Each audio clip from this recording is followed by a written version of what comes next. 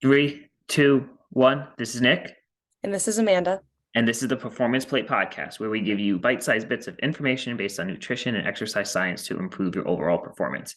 And on this episode of the Performance Plate Podcast, we have a fun topic, another sciencey topic. We're going to talk about cortisone shots, using them in versus with physical therapy or physiotherapy for rehabilitation of subacromial impingement. And we'll describe what subacromial impingement is, what a cortisone shot is, and corticosteroids, and go from there. Yeah.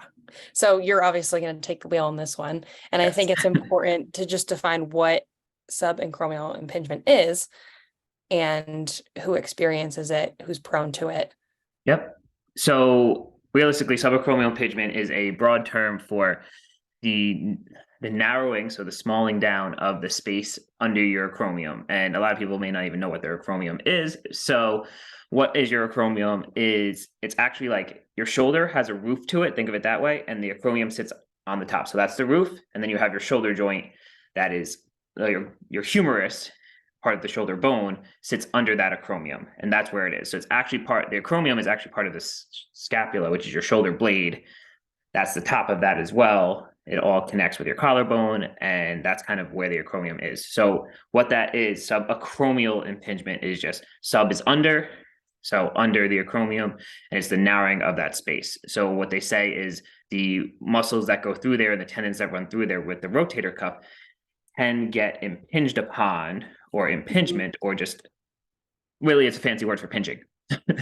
And then that causes pain. And that can lead to pain. So with Not always. What? Not always. Exactly. So that's the thing. We don't know 100% yet why people experience subacromial impingement. It's actually a older term too, but we don't know 100%. Is it posturing? They can't really attribute to posturing all the time. Sometimes it's age-related changes. Maybe you're getting that, just narrowing down just because of you're getting older. Gravity is pushing you down. Some things could be just a muscle activation thing, how your rotator cuff is working. And so it's really trying to figure out why is that happening and why are people getting subacromial impingement. Do you see it in athletes frequently due to repetitive motion? You can. So almost anybody, to answer your question of like who suffers from it, almost anybody can suffer from it.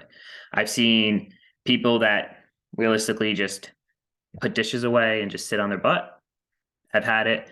I've had people that are heavy overhead pressers, so lifting things over their head a lot, like barbells, overhead athletes. They've gotten it. So there's no 100% rhyme or reason of why people get it. I've seen the gamut of people getting it. And so that's what makes it so hard sometimes to figure out what's causing this.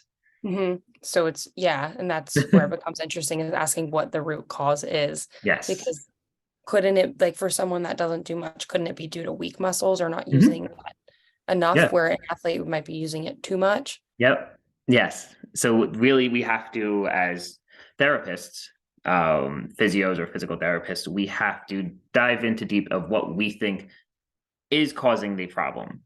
Is it truly structural? Is it truly postural? Is it truly a muscle activation issue? Most times in my experience, I've seen it's been due to a muscle activation / coordination issue between the traps and the rotator cuff muscles, because there's a synergistic movement there, which means muscles that move together. Uh-huh.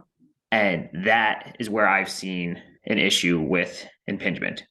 But then again, that's like most times what I see. Then on the other side of that, I've had experiences where I've attacked the rotator cuff and I've tested the traps and they were really strong and they were still having the discomfort. So then it was like, whoa, hold on, wait a second. Was it truly because of that? Or did I need to maybe make some gapping, some space in the joint itself to create some more freedom of movement? So there's multiple things that can lead to it. So it's really just testing out what is actually doing. So you commonly see like over or under activation of the trap muscles? I see actually more or less under activation of mid and low trap. Interesting. Overactivation of upper trap. So people forget that your trap muscles are actually 3 components. You have your upper trap, mid trap, and low trap. Gotcha. I can go on a whole tangent of 30 minutes of just how the heck that synergist works. But to make it very, very simple, what happens is your shoulder blade has to rotate as your arm lifts overhead or lifts up. And the low trap and the mid trap help control that rotation, as well as the rotator cuff, the muscles around the shoulder joint, help depress the shoulder and move it down into a nice proper position to clear space for you to lift overhead. Cool. Okay. That's the very quick and general thing. There's so many nuances to it. Yeah. So So what would cause someone to have weak mid and lower traps and just overuse of upper? just it could just be weakness of no one really isolates that muscle. Uh-huh. And it could be when we do a lot of compound movements, we'll say, Uh-huh. like bench press, overhead press, rowing, even if we're not in a proper position, we may be lifting too heavy and end up like if we're pulling our shoulders back, if we're doing a row, you will technically hit your mid traps, your rhomboids, and part of your low trap. But if you're not in a good position and you're doing too much weight, you'll shrug up and then row back, and it's not as ideal. So a lot of Gotcha. times what happens with the weakness is, or not even weakness, I don't want to say weakness, but muscle recruitment patterns is Yeah. the mind muscle connection is not 100% there. So we're going to go to the path of least resistance Mm, and use whatever muscles we can to do what we want to do. gotcha. Yeah. Really cool. Yeah. So there's, like I said, there's so many little nuances with the subacromial impingement or just the shoulder joint in general that can lead to any type of issue. And it was cool. Like, let's get into that article. Yeah. Of how like they pretty much looked at which one was superior, okay, and What how out of what? Physical therapy versus cortisone shot? yes, Okay. And then I feel like just explain what a cortisone shot is for anyone that might not know. yes. So for anyone that doesn't know, cortisone shots are just it's a corticosteroid. So the corticosteroid is an anti-inflammatory. If you ever had like a Medrol dose pack, if you've ever had any type of corticosteroid because you had like inflammation, and you went to the doctor and they were like, "Hey, here, take this to calm down the inflammation," you got pretty much probably some type of corticosteroid.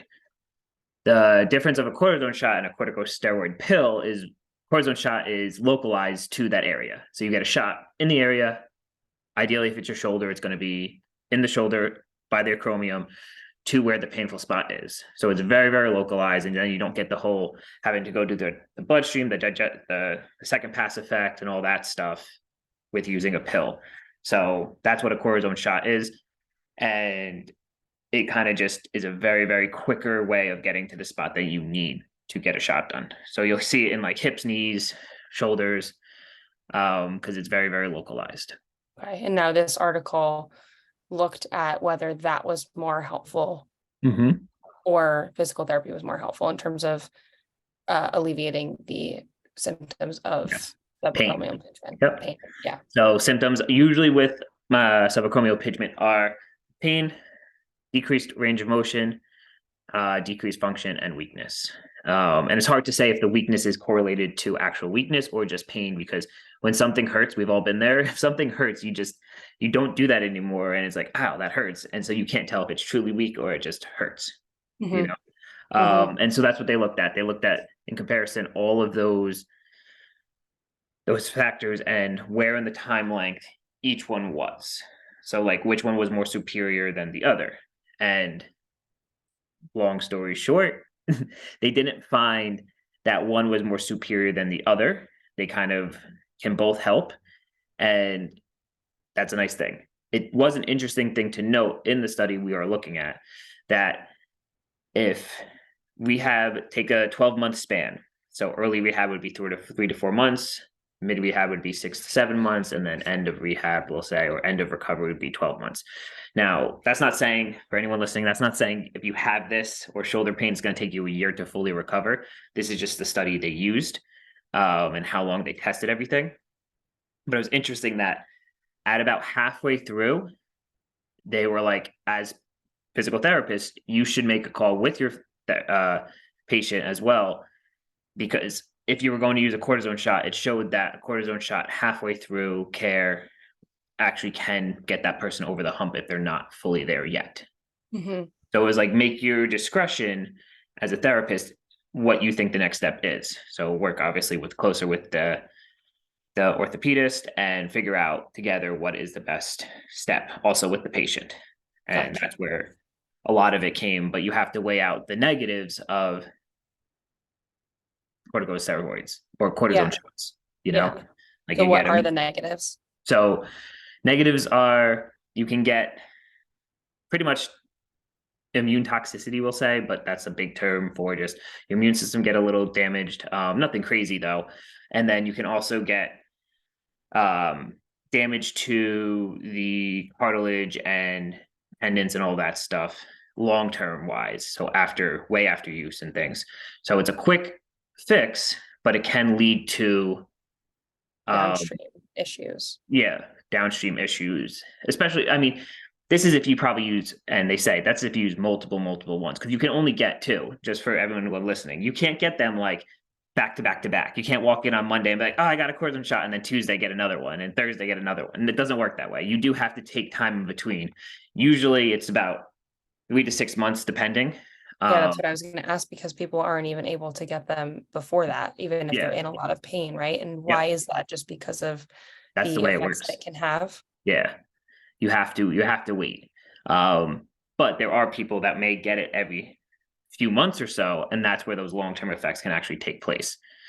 Then you have to weigh in the fact that is your patient or is my patient or anyone's patient, are you scared of needles? Mhm. Like if you don't like needles, you're probably not going to like a shot. Mhm. So that's another factor. So you have Mhm. to like the whole article pretty much summed up saying like as therapists, as doctors, we have to work with our patients closer and say, hey, what do you want to do? Mhm. If they're making steady improvements, then there's no need to go down the rabbit hole of using a cortisone shot. Mhm.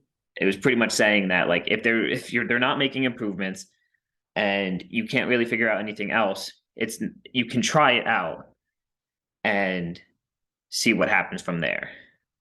And the overall message being treat your patient as an individual. Yes, of course. Like we always say, is you got to do what's best for you. So I have hundreds of people have asked me. I mean, the amount of people I've treated over the years have asked me, "Hey, what do you think of cortisone shots?" And I give the very unbiased answer. Listen, it is. I give them the information they need, and then I'm like, "It's up to you." But I've had people come in and tell me they feel nothing afterwards, and they feel amazing. I've had people come in and they're like, "Ah, it didn't do anything for me." Mhm. So it's almost like anything. One, I think the willingness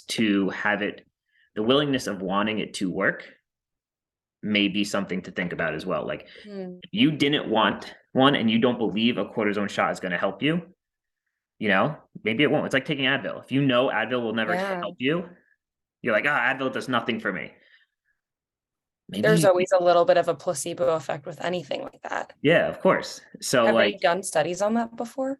no, that's something we should look into. Uh, Yeah, I that would think be they had cool. done studies on the placebo effect, and they have, Uh-huh. but not. I don't know if they've done it directly correlated to On this on specifically. cortisone shots. Yeah. Yeah, I know we should do one on the placebo effect though, because I have read up on that before and it's very Same. interesting. It's Yeah, actually wild. yeah, We should dive into that at some point. yeah. But yes, so that's one of the ones as well. So I always tell anybody that's listening to this is you have to do what you think is right. It's the same thing. I get people coming into me all the time saying, "Hey, physical therapy didn't work for me." Hmm. It's like, That was all going to be right, my next point was like, do people want it to work sometimes? I think they get yeah. frustrated with the long-term process that it takes Hmm. because you have to think about it. It took a while for that pain to develop, took a Yeah. while for that impingement to develop, Hmm. and it's going to take a while to reverse it too. Yeah. Consistency. Yes. And a lot of times people want that quick fix. So Hmm. no, physical therapy didn't work. Hey, can I have a Yes. shot, please? Yeah. And that's fine too. Like the Right. take the message with that is we have to do you have to do what's best for you, not we. Hmm. Like I educate you, I tell you what I think is going on. If and I really do tell people all the time about, hey, listen, you've been dealing with this for 30 years. If I could fix it in 2 sessions in 2 weeks, I'd be a magician. Yeah. I don't even know, like I'm not even a therapist at that point. I don't even know what I am, you know? But that's not the case. Yeah. Now, a different case yesterday, but someone called me after 2 days of experiencing some discomfort. yesterday, or was it the day before? Anyway, they called me after 2 days of experiencing discomfort. That's different. That's a quick time frame. We can make some good improvements in a short amount of time. Right. With 2 days, 3 days, even though 2 weeks, you know? So that's the other thing to take into account is when you're looking at do you want to do physical therapy or do you want to go a cortisone shot route? The question is one, past experiences. We're more likely to fall back into our past experiences. If every time you get shoulder pain, you get a cortisone shot, it goes away and it lasts, I don't know, 3 years, 4 years. All right, great. More power to you. That's awesome. You found something that works for you.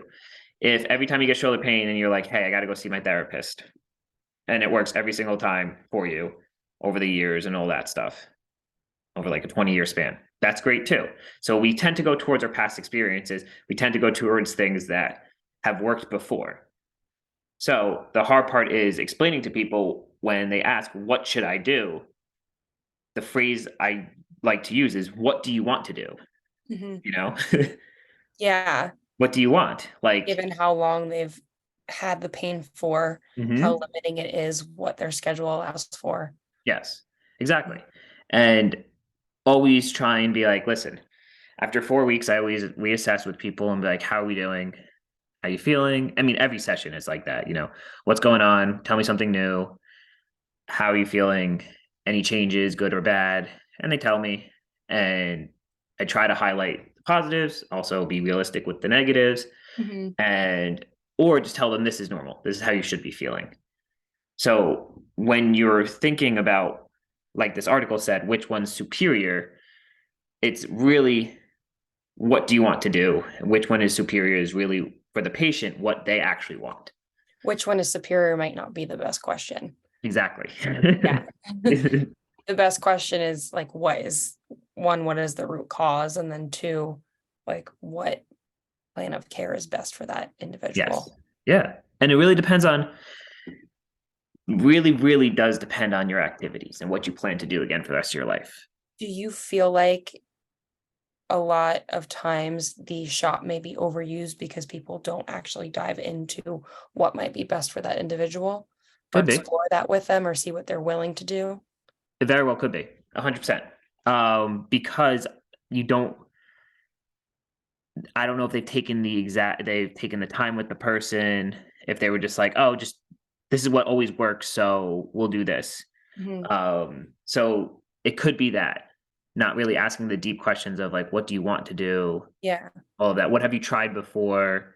Also, Uh, what are your beliefs about healing? I feel like that is yeah. something that you were touching on before too. Mhm. Do they even want things Yeah. to work? Yes, exactly. Yeah, yeah. Uh, It's a true thing.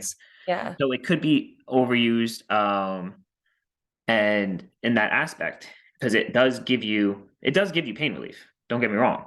It does. If it works. Other times people have come in and it's like, it didn't do anything for me. I'm like, okay, you want to just continue doing what we're doing? They're like, yeah. So like, and I've had somebody will say, I think this was a while ago, so I'm not gonna get my timelines right. He was like 3 weeks in to rehab. He was doing better. And Mhm. then he went back for his follow-up visit. So it had been 4 weeks because usually it's after 4 weeks. He went back for his follow-up visit. He was doing better. They gave him a cortisone shot. He felt great afterwards, came back in, and he was like, I feel amazing. All the exercises that we were having me do had some discomfort. I have none anymore. Let's keep ramping it up. Let's keep ramping it up. So he finished out his whole plan of care with me, even though he got the shot and the pain went away. So there's also that option Mhm. in conjunction with, like, okay, if you kind of, and that's where that article was saying about the midway point of treatment, where it's like, make that call. If you need to make that call, it's like, hey, listen, like maybe this is the best bet for you just to get you over that hump, make it over the hump, and then you can start doing things that are more advanced because they're not in as much pain, Mhm. and rehab them correctly that way. Mhm. Then that's a great thing too. So like like anything, this whole conversation we just had can be summed up with, it really depends. Right. Of course. Yeah. What advice would you give to someone that may be reliant on the shots and they are getting pain very frequently Mhm. or before they're even allowed to get that next one. So the best thing I can tell anybody that experiences that is, one, what have you tried besides the shots and besides therapy? Mhm. Two, are you also like, because it's always questions I ask, Right, of course. are you actually strengthening the muscles that need to be strengthened? That's the main thing. Like, truly and truly, are you strengthening things that need to be strengthened? Because what can happen in someone in that situation, because I'm glad you asked that question, because that's a great question to ask, is they have not, anytime they've tried to strengthen, they've gotten hurt, not hurt, I don't want to say hurt, but they've had pain, but no one explained to them the soreness of what they were experiencing actually is normal, and we need to get over that plateau. Mm. So then they fall off because they're like, I'm tired of being uncomfortable. And they fall off and they're like, let me go this route because I know it will relieve my pain for X amount of time. And I can do that. And then I'll just get another one when the pain comes back or I have to wait it out. But a Mhm. lot of times, what it comes down to is they're not explained well enough that, okay, listen, because I've had people come in and they're like, oh, I got a shot. It feels great. Blah, blah. The last therapist I went to, like every time I left, there was in more pain than I should have been. Now, I don't agree with that. That's just my personal bias. You shouldn't be in more pain unless I specifically did something, and I will preface that beforehand. I'm like, listen, you're going to be rough tonight. It's going to be sore, Yeah, yeah, but by tomorrow morning it should be gone, and then by later that day it should actually ease up by a lot. But most times it could just be they're not explained what they're actually supposed to feel, and then they yeah, give up because they don't want to be in pain, and they're like, well, this works for me. It's less intrusive. It's less work I have to do. So let me just do that and I'll just deal with the pain. yeah, People will suffer until they can get one again. And it's yeah, not always ideal, especially if it's almost like it's not the definition of insanity, but it's like doing the same thing over and over again, expecting different results, right, of you course, know? yeah. It sounds like a little communication and more questions could Hmm. go a really long way in Yes, ter like, in 100%. for patient care in general. Yeah. And just in general, just asking like, hey, what's your past experience with this? And how do What- they feel about Yeah. the protocol? I even with, like, I'll have clients that have come to me before where their gastro recommends medication or something that they feel like isn't helping. Hmm. Or birth control is a classic example, right? Someone Yeah. has irregular periods, and Hmm. that's the first thing that they recommend without even like asking the client how that makes them feel or Yeah. like what they want. And that's what my question for them always is, like, because I don't diagnose or prescribe or anything like that, but I can help you empower yourself by just asking those questions, like Hmm. getting clear on like how you feel and what you want and Yeah. what's going on, Yeah. and advocate for yourself in that Yeah. setting. Exactly. That's the main thing is, do you want that? A lot of people as practitioners, a lot of people place trust in us and just place Mhm. trust in general in like in your doctors. You do. That's why you have them. That's why we have licenses. That's why we have careers. People are supposed to trust us or they place trust in us. So we have to do our best to make sure we're asking how they feel about certain things. Mhm. That's the best thing that this whole conversation, this article Yeah, can that's take such a away powerful from message, yeah. is we have to ask you, what do you feel comfortable with? Mhm. There's a time and place, obviously, where it's like, hey, listen, this is going to work for you. We need to do it Right. this way. But if it's something that like, and I think what gets lost with something like a cortisone shot and something like using therapy is, like we said, the patient communication is not there. The explanation of why, a lot of people want to know why you're doing it. They're not questioning, at least I don't think, they're not questioning your expertise at Mhm. what you know. They're questioning, why are you doing this though? Right. And we as practitioners should say, take a step back and be like, listen, this is why we're doing it, not take it as they're questioning my knowledge, my schooling, and all that stuff, but explain and educate. This is why we're doing it because they just want to know why you're. In my experience, this is purely my experience. A lot of Yes. people want to know why I'm doing what I'm doing to them Yes. so they can understand their bodies more. They're not, Right. And you know? that's ultimately what helps someone heal long term is understanding their body and being Yeah. in tune with what the heck is going on and how they need to support it outside of their meeting with you. Yes. And that's where I think that's where truly people get lost in Yeah. which Even one's better. explaining the impingement and how that can happen sometimes with exercise. Yeah. Like just that simple explanation that someone's going to be way more conscious Hmm. of that Yeah. outside of PT, Hmm. And which can ultimately that's the best thing we can do for people is educate them. hmm And so what to the, the takeaway, because I have so many thoughts going in my brain right now with this. But Too many literally, tabs like, open. yeah, we have to understand that there's always multiple options for treatment. And that's really why we shared this article today was here's just two basic ones because we can do like 15 different things like physiotherapy, corticosteroids, painkillers, blah, blah, blah. We just chose these two because it was a good article to represent because a lot of people we come in contact with have had cortisone shots done and also have done physical therapy. So what we're trying to say though is there's so many different things that you can use to help yourself, but a lot comes down to how you feel about certain things. Like, do you want to get a shot? Do you need to do this? And a lot comes down to are you being educated on what you're feeling, why you're feeling it, and what's being done to help you? hmm Because if you're not and you feel like you're not being heard, then you're not going to have a good outcome no matter what the intervention is, hmm you know? Yeah, that is such a powerful message. It's really it. Like Yeah, there's not if you're not heard, that's it. Like right. we've all been Exactly. through it. Yes. Like trust me, I was on a whole I'm not years, months of corticosteroids and I had this rash and they just kept saying it was poison ivy and fasciculitis and all this stuff. And I was like, I don't think you're listening to me. Yeah. And Yeah. then lo and behold, it was scabies and all this stuff, which was wild. Nice. Uh, like Yeah. so that's what we're trying to teach everybody is make sure you're being heard.